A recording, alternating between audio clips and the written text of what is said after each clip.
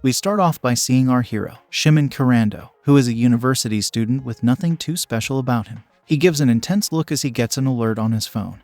And that's when we learn that he has been spending all the money he's been earning through his part-time job on dating sites. Of course, this doesn't speak too highly of him, but it seems like he's found a cute girl who's ready to give in to his intrusive thoughts. Shimon took this chance and ended up inviting her to a hotel, which means that he's hoping to become a real man now. Our hero eagerly awaits an unholy session with the cute girl, and he keeps motivating himself to do his best. Suddenly, he hears a voice from behind asking him if he's Shimon. Of course, our hero instantly says yes and turns around, hoping to find the cute girl he's invited to the hotel. However, he is shocked to see a hideous woman in front of him, and it looks as if she's eaten the cute girl he was chatting with. The ugly pig looks at Shimon with shady intentions and asks him if he was waiting too long for her. After all, she did take too much time on her makeup, but there's no amount of cosmetic power that can fix her problem.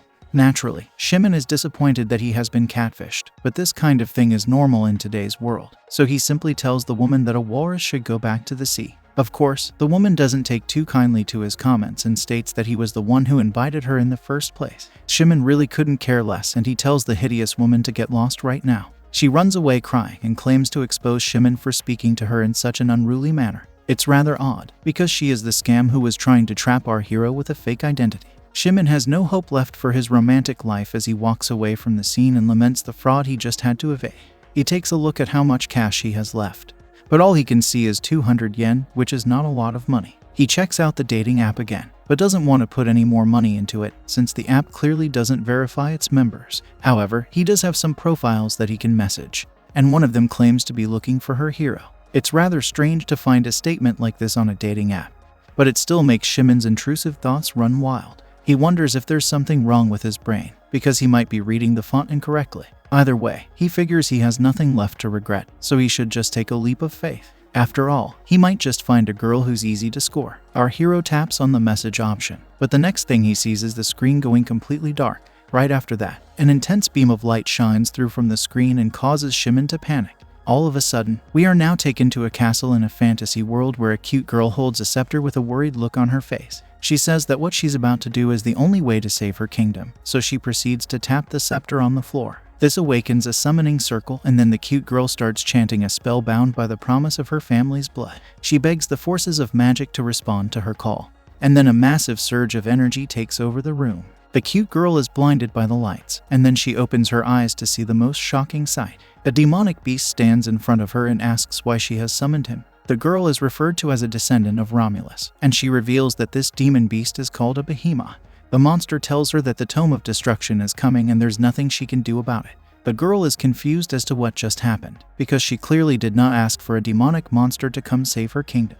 She begins to wonder if she made a mistake while casting the spell, or it could also be that she didn't have enough power to do it the right way. The behemoth breaks free and destroys the ceiling of the room to step out and gaze upon the world that he's going to destroy. The girl steps out and begs him not to do this, but she realizes that this could be a punishment for trying to ask for the legendary hero to come save her. The girl continues to ask the behemoth to stop what he's planning, but it has no effect on him. Instead, he slashes at her and then reveals his shady intentions. It is now where we learn that the girl is actually a princess. The behemoth refers to her as one, but also states that he is the perfect demon beast who has been created by the gods themselves. On top of that, the one who had awakened him was the princess, so he doesn't understand why she wants him to stop. The behemoth then tells the princess that the world is going to see its end now that he's here. However, he is willing to let her live if she agrees to become his bride. Of course, it's natural for a demon beast to have intrusive thoughts, so his behavior doesn't come across as shocking. The princess has nothing to say, and she worries for the future of her kingdom, but then something strange happens. The behemoth feels a stinging pain in his chest, which makes his whole body burn. Suddenly, a massive crest forms on the behemoth's chest, and he realizes that one of the gods is doing this to him. The demon beast has no way of defending himself, and the next thing you know, Shimon jumps out of the crest forming on the behemoth's chest. The princess is in total amazement as our hero lands roughly on the ground after his unbelievable achievement. His head hurts for a bit, and then he tries to figure where he's at. Shimon turns around and sees the slain body of the behemoth, so he's spooked out and screams out to the Holy Mother of God. As he tries to figure what this demon beast is, the princess comes running towards him and calls him her hero. She hugs Shimon with a relieved face and declares that her summoning spell was a success. Of course, none of this makes any sense to our hero, so he tries to confirm what the princess just said about a summoning spell. However, his eyes fall on her exposed twin peaks, and he loses his train of thought. The princess realizes where Shimon is looking, but rather than calling him out for his intrusive thoughts, she apologizes to him for presenting herself in such an indecent state. She keeps on saying sorry, but Shimon doesn't have a problem with it, as expected. He tries to tell her not to worry about it, but the princess is very modest, and he's got other things to worry about. The first issue is that the princess's night girl comes to the scene and calls out her name, which is revealed to be Octavia. The night girl's name is Victoire, and she instantly threatens Shimon with her sword. She tells our hero that Princess Octavia is from the Romulus family, which is the royal family ruling the kingdom. Octavia tries to explain that Shimon is not the one who put her in this state, but rather saved the entire kingdom from certain doom. However, Victoire can't seem to find logic because she is a woman after all, which means she likes jumping to conclusions. She calls Shimon worthless trash and then strikes him with her massive sword, which leaves a scar on his body. Octavia is absolutely useless in this scenario as she simply faints from seeing the damage on Shimon's chest. Our hero is still standing after the blow, but he wonders if this is a prank or something. He looks at his wound and calls out for an ambulance, but such a concept does not exist in this fantasy world. The night girl has had enough of games, so she lands a finisher move on Shimon, and it doesn't look like he's going to come back to life after such a deadly blow. The other knights of the castle come running to the scene and ask Victoire what just happened. She simply tells them to arrest Shimon and throw him in jail, but she doesn't even consider the fact that there is a massive behemoth which has also been defeated. Some time passes by, and then our hero finally wakes up. He can hear some voices around him commenting on how he's recovered, and then he finds himself in a prison cell with 3 other men. Shimon is totally confused as to what's going on, so he asks these men who they are, since they also look like they're from Earth. Suddenly, an old man from behind tells him that he is currently in jail, which means that it is impossible to escape this place until you reach the end of your lifespan. Now, the young men reveal their identities, but they all look like they're from this world itself. First, there's Koro, who is called a thief, but he maintains that he only stole from those who were rich. Next, there's Jar, who is considered to be a revolutionary, and then there's Martha, who is an aspiring blacksmith.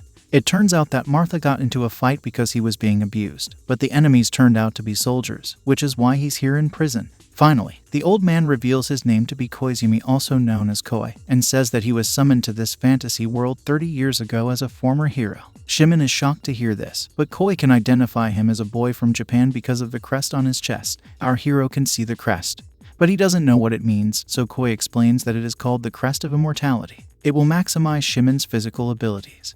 And this was seen not too long ago when he was brought into the prison cell. At that time, he was shredded like a rag, but it didn't take too long for him to recover from the damage. This is good news for Shimon, and he asks Koi if this means he's like a superhero now. However, the old man tells him that now is not the time to be excited.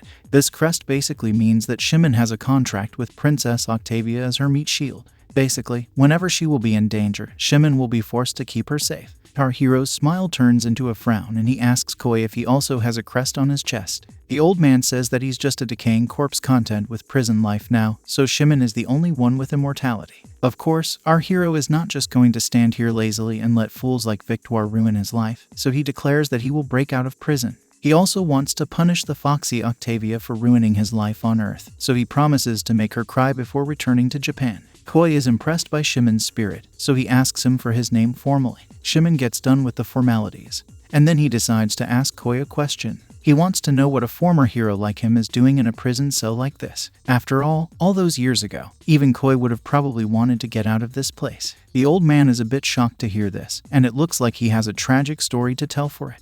However, before he can proceed with it, the other boys say that it's meal time, so they can wait on Koi's depressing tale for now. Shimon is told to come forward so that he can meet someone new. And then we see a mysterious girl in a robe approaching the prison cell. Martha explains that her name is Maggot and she is liked by almost everyone over here. This might be because she is the only slave girl over here, so the men would naturally want to impress her. However, Shimon also learns that Maggot always wears a mask on her face, so no one has seen what she really looks like. This is fascinating for our hero, so he waits for Maggot to give him his food, and then he smiles at her to thank her for the service. It seems as if he's caught the slave girl's attention, because she raises her head to get a quick glimpse of his face. Maggot's mask is rather scary, but she acts cute by running away as fast as she can, almost as if she was blushing behind the mask. However, Shimon is made to feel embarrassed when the other boys tell him that he simply scared her away due to his own face. The prisoners continue to make fun of the way our hero looks, so this leads to some friendly banter. However, all of this must come to an end now, because a shady character enters the scene. This person calls one of the boys a little birdie and comments that he's as cheerful as always. Now, we see the monster, who is a man with no shame. He looks at our hero and comments on how he was able to survive the slash attack from Victoire. He then says that he likes Shimon already, since he has a lot of affection for toys that don't break easily. But this shady man is a made boy, who doesn't really say anything and stands there like a piece of furniture. The shady man makes suggestive faces at Shimon, so he naturally gets scared as would any other normal human being. The mere sight of this flamboyant monster strikes fear into the hearts of the other boys, so they instantly back away from the cell and reveal his name to be Kama, who is some kind of tormenting devil from hell. They call out to our hero and beg him to retreat from the bars of the cell as soon as he can. Otherwise, he is going to meet his end in many different ways. It's too late though, as Shimon's hand is caught the moment he tries to turn away from Kama. The shady man tells our hero that he should not even consider running away from him, especially after the favor he seems to have done for him. Shimon doesn't know what this giant beast is talking about, but he does realize that Kama is very strong. As a matter of fact, he can't even move his arm due to the fact that the shady man has held it so firmly. Suddenly, the maid boy speaks and reveals his name to be Molino. Basically, he's a little jealous to see how his master is showing more love to Shimon than him, which is rather shocking if you consider how hideous Kama. Anyway, the shady man likes to see his maid boy like this, so he grabs Molino and does unspeakable things to him in front of Shimon, who has a hilarious look of shock on his face. After he's done with his shady acts, Kama tells Shimon that he has a visitor, which surprises him since he doesn't know anyone from this world. The shady man then reveals that the visitor is none other than Victoire, who is the leader of the Imperial Guard. This is big news for Shimon, so he agrees to be taken to the night girl. Of course, Shimon can assess why he has been called to meet her, so he activates savage mode and acts with a lot of attitude towards Victoire. She has come with her night boys and looks rather embarrassed, so Shimon asks her what she wants from him now. He mocks the night girl by wondering whether she wants to slash him some more or whether she wants to say sorry to him for accusing him of a false crime. Normally, this kind of talk would anger the night girl, but she agrees that she was the one at fault, which is a rather rare sight for a female. She reveals that she's here to release Shimon as per Princess Octavia's orders, so our hero can finally breathe a sigh of relief. He rubs it in for Victory to see, and then he tells her to try listening to others before acting like a foolish woman. He also mentions that he is not going to forgive her for what she's done, so the night girl apologizes to him deeply after that. She knows that a simply sorry isn't going to do anything for our hero, so she also offers him some money. It isn't much, but it's all she has, so she hopes Shimon can accept the cash and forgive her. Of course, our hero takes this chance to act high and mighty, so he says that if money could solve everything, then there would be no use for prison. Either way, he still accepts the cash because it's some kind of compensation, but makes it clear that he has not forgiven the night girl for her silly mistake. Victoire is ready to talk about this in person later on, but for now, the princess wants to see Shimon, so he needs to be taken to her. Our hero catches on to the fact that Victoire will speak with him in person, so his intrusive thoughts run wild.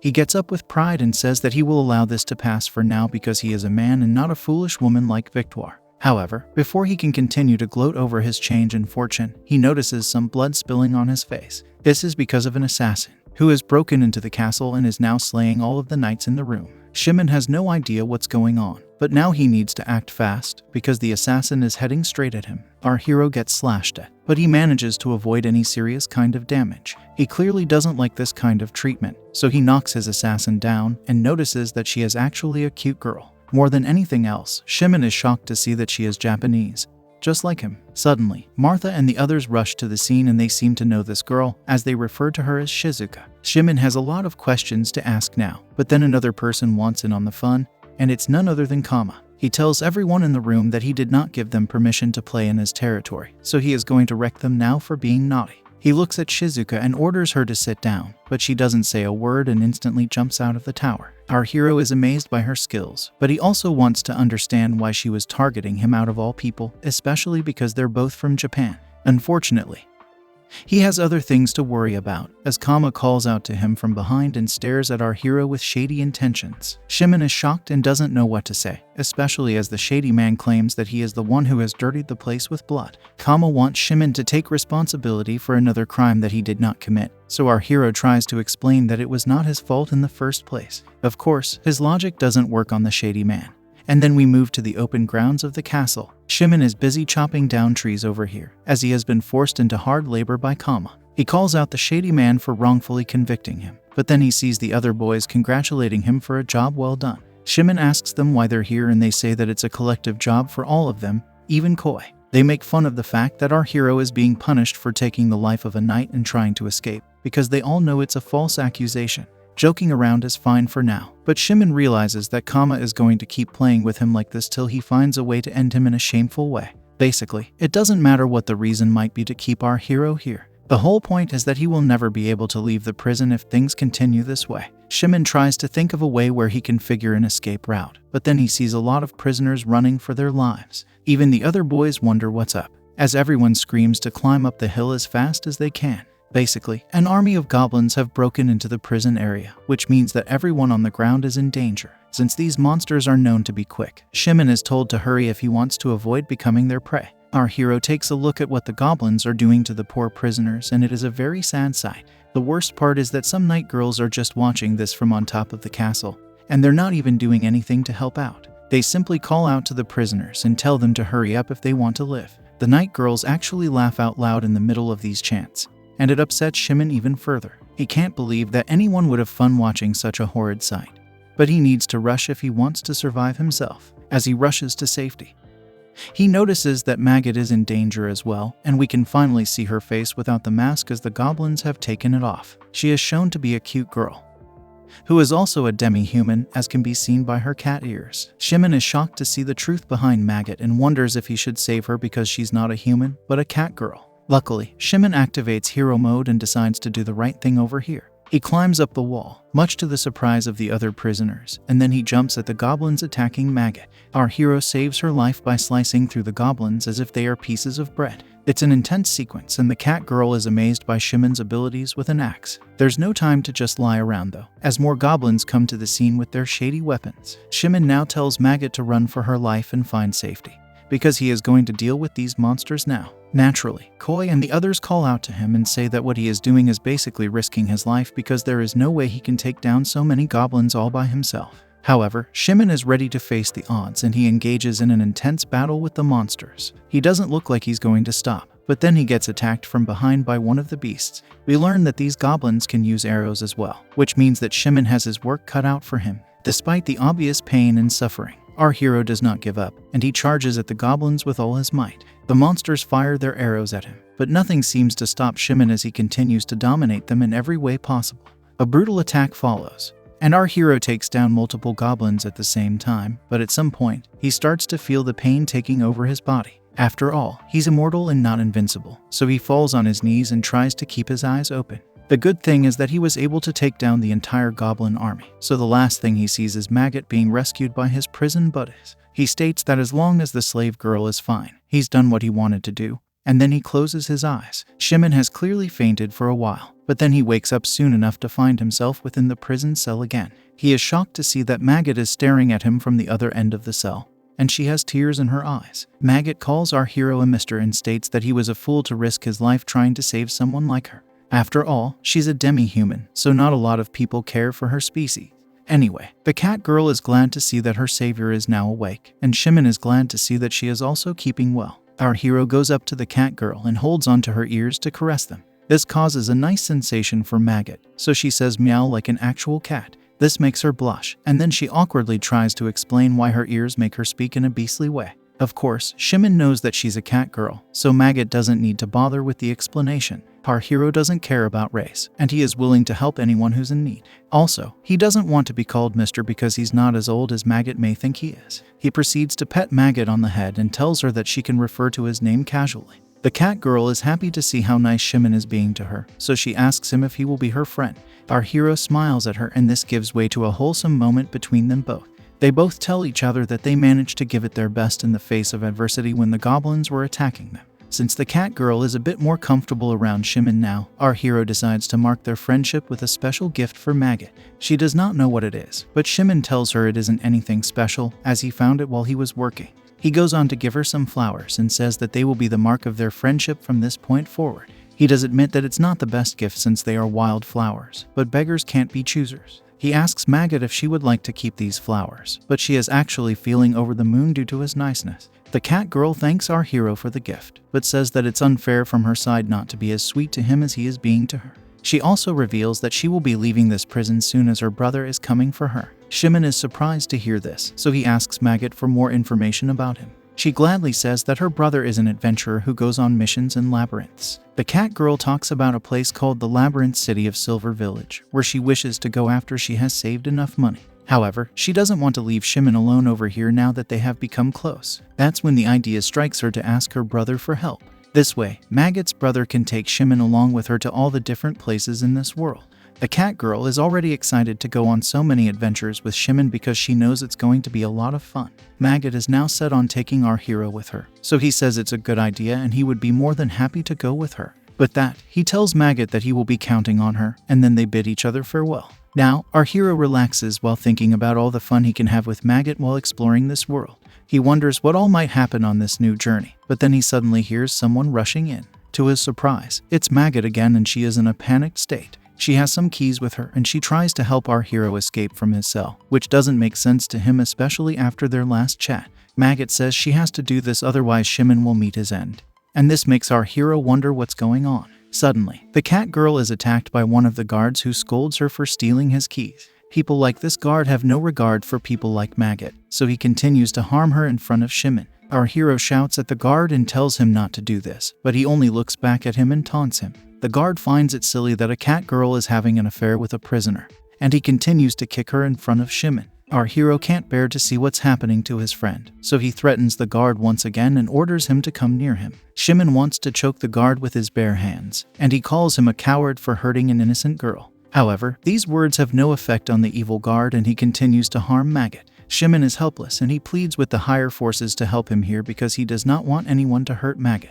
While he stands there helplessly, we see the other prisoners fast asleep. Koi seems to be having a dream and he keeps calling out the name Marion. He recalls a rather sad memory where the woman he loved was being violated by a shady man.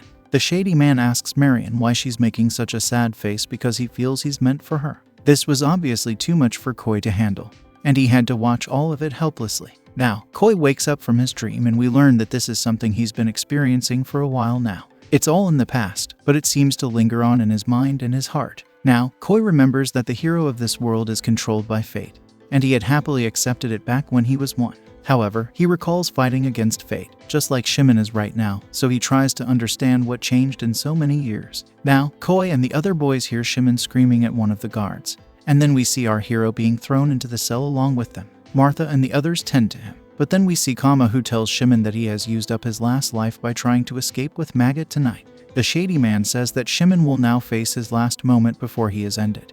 But this doesn't make much sense to him. Kama says that he had turned a blind eye to all the apparent sins Shimon was committing while in prison, but he can't do that anymore, especially after the escape incident right now. Such a crime means instant ending, so it looks like our hero is about to get executed. Kama gets on Shimon's nerves by saying Maggot was a shady girl because she tried to tap into a prisoner's intrusive thoughts as well. His comments anger our hero to the point where he screams at the shady man and orders him to take back his words. Kama simply tells him there is no use in trying to act strong with him now because he has no way out. The shady man goes on to explain that Shimon was initially sentenced to life, but if he's left alive for too long, then someone will get into trouble for sure. The general idea that he's trying to give our hero and the other men is that they have been stabbed and imprisoned by the royal family themselves. In particular, Koi and Shimon are to be finished off as per the instructions of the same family. The surprising thing is that Kama learned all of this from Maggot, but something still seems off. Koi suspects what Kama is saying, so he asks if it's the king or the queen who has asked for his ending.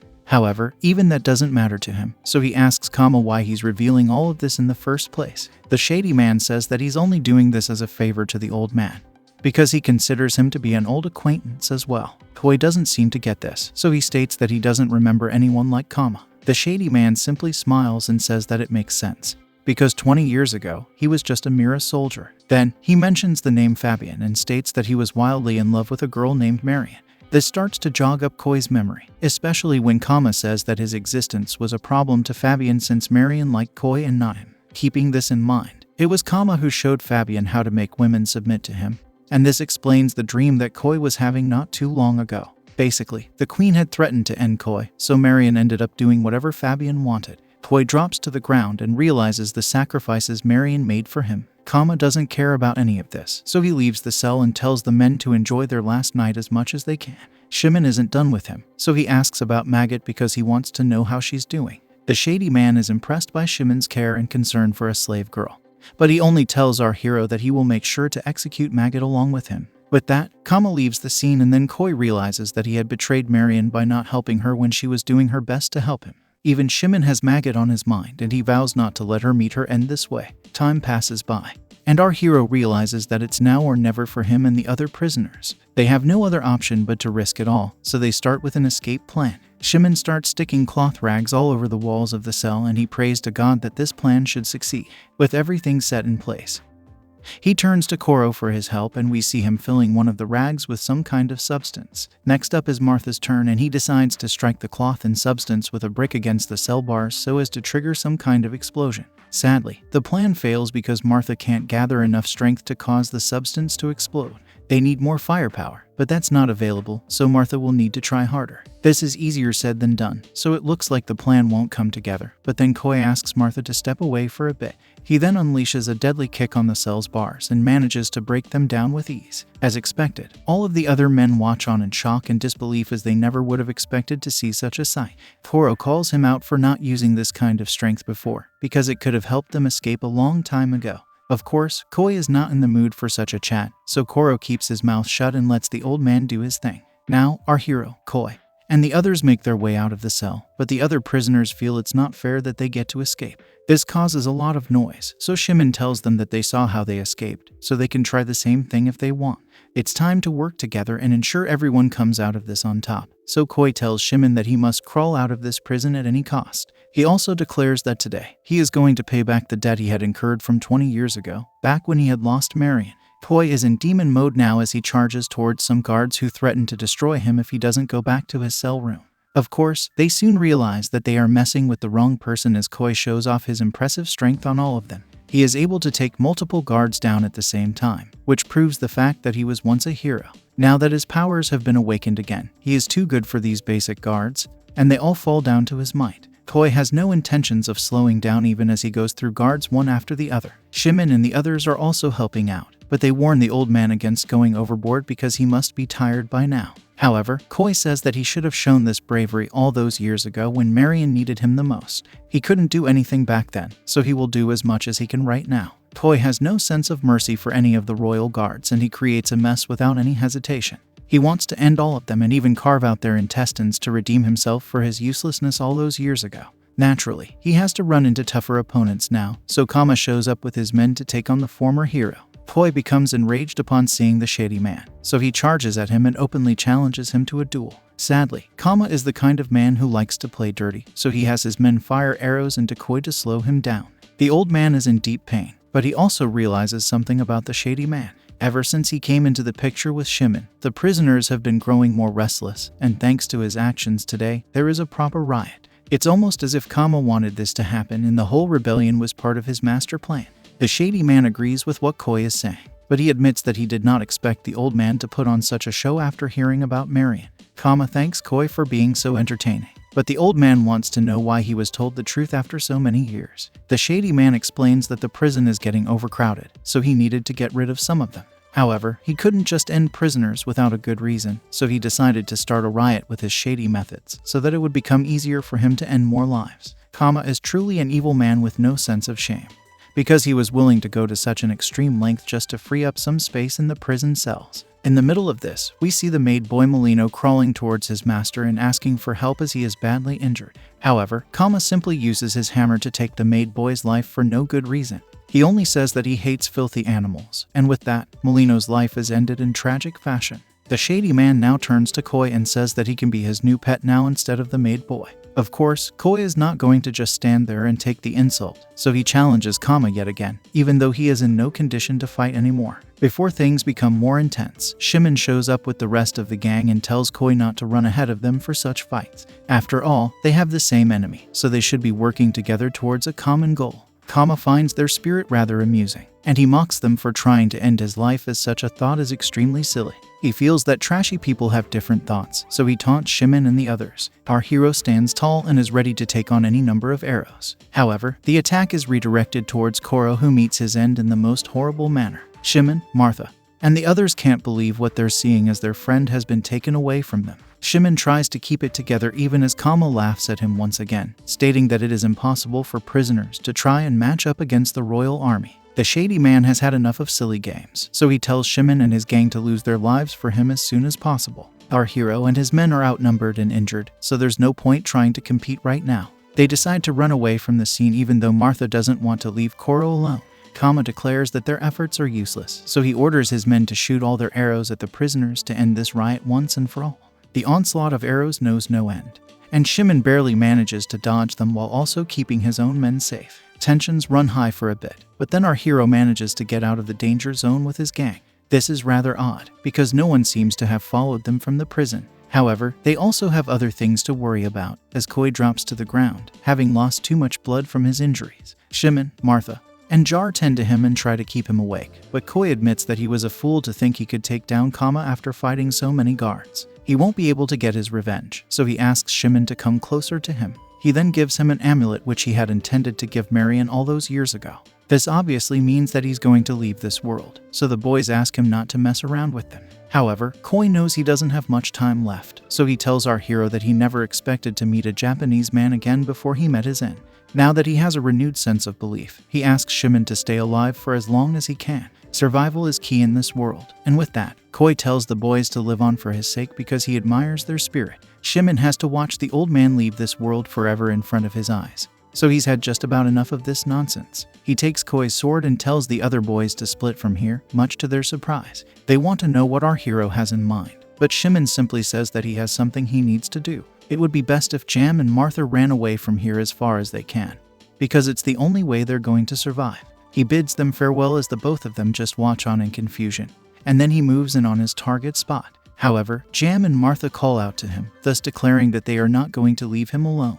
After all, they've figured that our hero wants to fight Kama and his men just by himself, which is not a very smart thing to do. Running away is only going to make the others look like cowards, so they want to bring honor to Koi and Koro by giving it their best shot. Shimon realizes what they mean, so he happily takes them in once again and prepares them for a battle that they are never going to forget.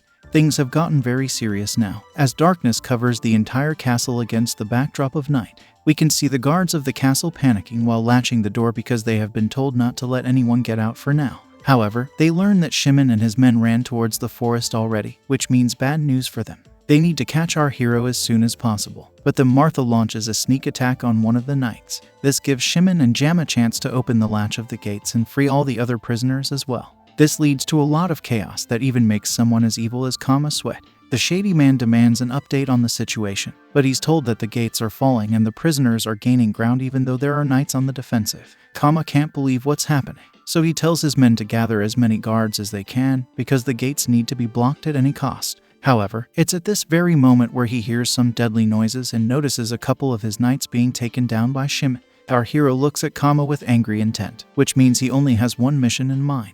Shimon now launches a sword strike upon Kama and manages to cut his cheek a bit. The shady man tells him not to get too excited, but Shimon doesn't care and tries to unleash a finisher move. He almost succeeds, but some of Kama's guards manage to launch their arrows into his back, which makes him fall to the ground. Kama has an endless supply of cheat codes, so he is glad to see some of them working out. Now, the shady man decides to unleash his full power, and he keeps striking Shimon on the head with his hammer. Kama continues to call our hero trash while he does this, and he prepares to take his life even as Jam and Martha try to reach their friend in time. It's too late, and Kama unleashes his finisher move on Shimon, so it looks like it's all over for him now. However, to everyone's surprise, Maggot shows up out of nowhere and takes the direct hit for our hero. Shimon can't believe what he's seeing, and then we see the cat girl lying next to him after taking the blow. It's an extremely emotional moment for our hero, especially when Maggot calls out his name even when she is barely alive. This awakens his rage mode, so he gets up as if Kama's hammer blows meant nothing to him.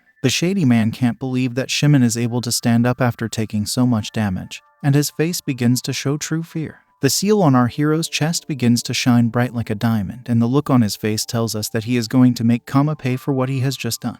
The other knights realize that the royal crest has been activated in Shimon, so they run away while they still can. Kama has no option but to go all out, so he picks up his hammer and lands another direct hit on Shimon. The shady man claims that our hero can only go so far with the crest on his chest, but the attack doesn't seem to have worked on him. With the crest glowing this way, Shimon is able to heal from his injuries instantly, rather than before when it took some time for his powers to kick in. Kama can't believe his eyes, so he calls Shimon a monster and runs away, even though he is the one more likely to be a demon. Our hero has no time to play around, so he simply lifts a knife and throws it straight at Kama's back. All it takes is one bullseye for Kama to fall down after being struck by the knife, and now he is the one at the mercy of our hero. Shimon approaches him with deadly intent, so Kama begs for sympathy, but he should know by now that it's of no use. Sparing the evil man was never a choice, so Shimon effects the final blow on him and walks away in cold blood. Now that he's gotten rid of the shady man, Shimon goes to Maggot and holds her in his arms with a sad look on his face. He asks her why she took the blow for him, but she only looks at his face and says that her brother is here to pick her up. This makes our hero very emotional. And then he tells Maggot they will always be with each other because this was a promise that he made to her. The cat girl gives him a smile and says that she's happy to hear this, and then she leaves this world while still in our hero's arms. One can only imagine how devastated Shimon must be at this point, but he must be strong and honor his promise to Maggot. Our hero needs to do his thing, but Martha and Jam have other plans in mind. They ask Shimon if he would like to come with them because they want to find jobs somewhere in the city. These boys don't care for Maggot as much as Shimon, so our hero tells them that he already has a destination in mind.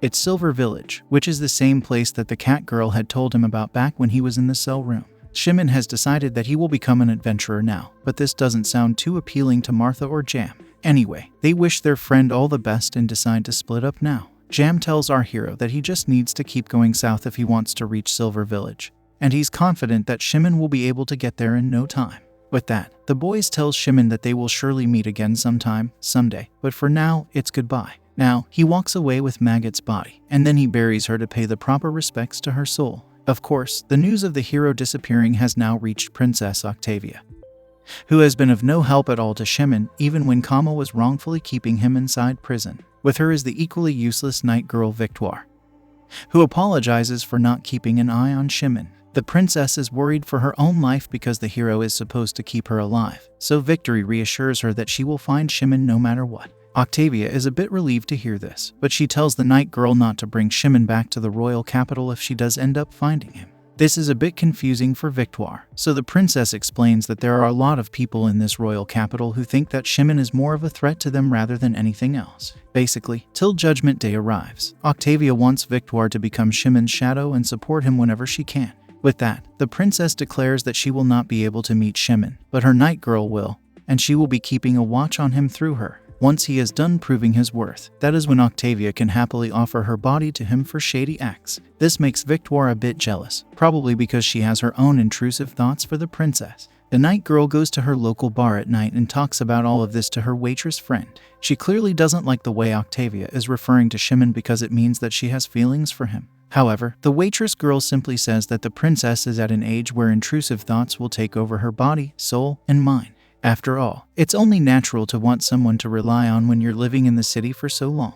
The waitress girl is very cute, and we learn that her name is Hannah. She promises to keep a lookout for Shimon and promises Victoire that she will get some kind of update on him as he couldn't have gotten too far by now. The night girl is pleased to hear this, so she thanks Hannah for helping her out. Now, we move to the next day where Shimon is busy washing his face by the lake. He is just minding his own business, but he's a famous man now, so he has to deal with odd people every now and then. Suddenly, a couple of goons show up from nowhere and ask him if he's the hero that everyone has been talking about. After realizing that he indeed is Shimon, the goons attack him with their weapons. Our hero is just about able to dodge their attacks as he was taken by surprise, but he gets injured in the process. Shimon asks the goons what they want from him, and wonders whether they are the prison guards who had survived his onslaught. They could also be mercenaries who have been hired by the evil royals, but the goons are not going to reveal this to our hero. Instead, they attack him at the same time, which makes things tough for him. He's unable to defend himself from both the goons, and he sustains more damage as the fight continues. He takes a punch to his face, So he gets annoyed and instantly slashes off the head of one of the goons. The other one grabs Shimon from behind and reveals that the person he just ended was his brother. Our hero doesn't care about that, so he kicks his opponent in his eggs and cracks them, after which he slashes him off as well. Shimon emerges the victor, but laments that fighting such people is a pain. The crest on his chest heals his wounds, but Shimon still feels a bit dizzy and weak. This is due to the fact that he has lost too much blood from the battle. Our hero realized that his wounds might heal instantly, but blood loss is something that he can't regenerate as quickly. He falls to the ground as he doesn't have much strength left in him and he can't stay awake for much longer. Shimon closes his eyes, but then we are taken to a town where we see him eating like a beast. The owner of the inn comments that our hero must have been really hungry for a long time, so it would be best to serve him some more food. He calls his daughter Greta to come with a second serving, and we can see that she is cute and curvy. Shimon can't take his eyes off her even as she says that she is still new to this. She serves him a drink and asks him to enjoy to his heart's content.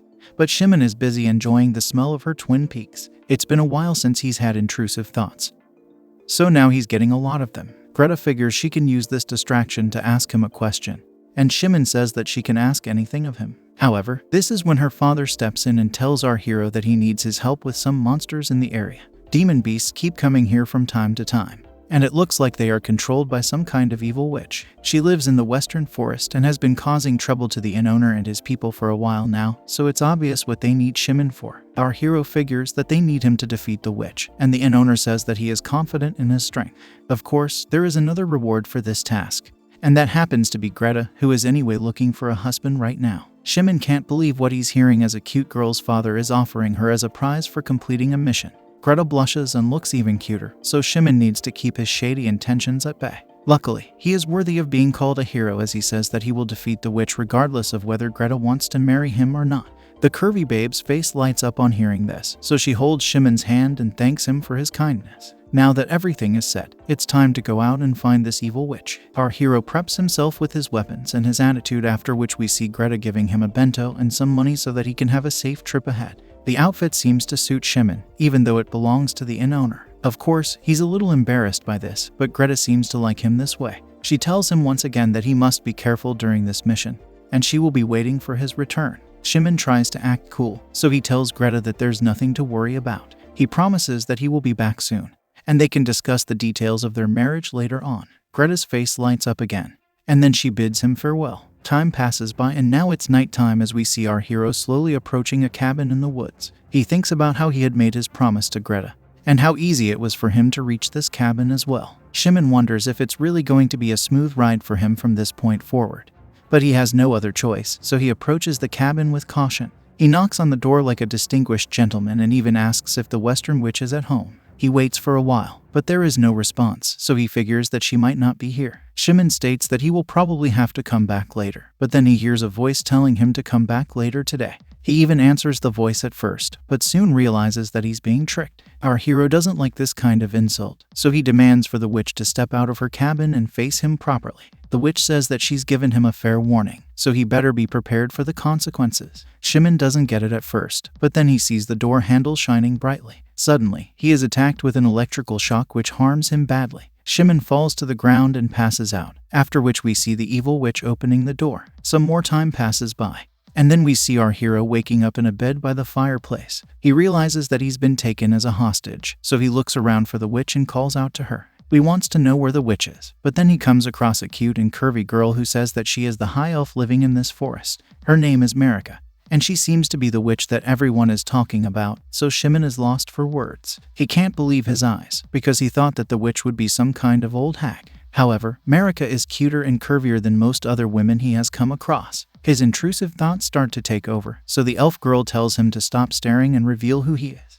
This leads to an awkward conversation as Shimon explains that he has been sent here to take care of her as she has been sending demon beasts to harm the people of the nearby village. He hilariously and kindly asks Marika not to do such things, but she reveals that the rumor about her is 100% false. She asks Shimon what possible reason she could have for attacking a small village, and it makes sense to our hero because he was going to ask her the same question. He does believe that witches are going to be witches can all that, but he does need to know where the demon beasts are coming from. It's a fair point, and Marika says that she might be able to tell him who's responsible for these evil acts. She goes on to say that it must be one of the wicked gods, whose name is Soet. We learn that this evil god was sealed away inside this ancient forest a long time ago, and he's about to be resurrected after 1,000 years. Marika continues to explain that monsters usually never step out of their territories, but they can go berserk if they are exposed to the miasma of Soet. This explains why the demon beasts are being evil and attacking Greta's town. Shimon gets what the elf girl is saying, so he deduces that in order to save everyone from the demon beasts, they will need to get rid of the evil god. Of course, he's making it sound much easier than it really is, but Marika is actually surprised by the fact that Shimon has believed every single word that she has just said. It's rather odd to her, but Hiro doesn't see any issue with it. Marika tells him that it's possible for her to be the evil witch all along, and this talk of an evil god might just have been her plan to throw him off track. Shimon says that it could be true, but if that were the case, then she could have taken his life easily by now, but she chose not to. This comes as a shock to the elf girl, because she hasn't met a man like Shimon. Marika even thinks that Shimon is the village fool, but she does sense some decency within him. The elf girl says that our hero can come along with her, but mainly as her shield. Shimon wants to know why she's giving him this role, so Marika explains that she has been woken from a sleeping spell that had also lasted 1,000 years. This was the sacrifice she had made to seal Soet, but now that he's waking up again, even she needs to be ready to fight him. This is why she is allowing Shimon to come and fight with her, as it will be a great honor for someone like him. This is a chance to slay a great evil, but our hero has something else on his mind. He wants to know how old Marika is, and this leads to a hilarious situation. The elf girl says that she's only 19 years old, but we all know this is a lie. Shimon corrects her by saying she is actually 1,019 years old, but Marika wants to know why he cares so much about her age. She even tries to justify herself by saying she is very young if you compare her to the other mages. Anyway, Shimon doesn't mind the elf girl's attitude and says that it would be a great help to him if he had a wizard around.